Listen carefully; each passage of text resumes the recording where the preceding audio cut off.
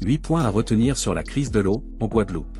Le réseau de distribution en Guadeloupe est vétuste et mal entretenu, avec des pertes d'eau qui peuvent atteindre plus de 60% à cause des fuites.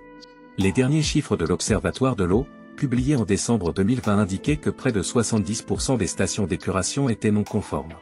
En Guadeloupe, le difficile accès à l'eau dure depuis plus de 30 ans. C'est ce que révélait un rapport d'audit du ministère de l'Environnement, présenté le 20 juillet 2018.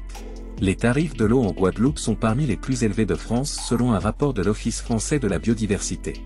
En 2017, le prix du mètre cube d'eau était à 3,17 € en moyenne en Guadeloupe, était de 1,98 € en moyenne en Île-de-France.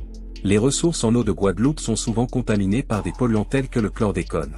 Cette pollution nuit à la qualité de l'eau et à la santé publique. Les Guadeloupéens ont des problématiques récurrentes telles que les coupures d'eau, les interdictions de consommer l'eau, les tours d'eau non respectés et les erreurs de facturation. Le 2 juin 2023, le Comité des droits de l'enfant à l'ONU a exhorté la France à garantir de toute urgence le droit humain à l'eau potable et à l'assainissement en Guadeloupe.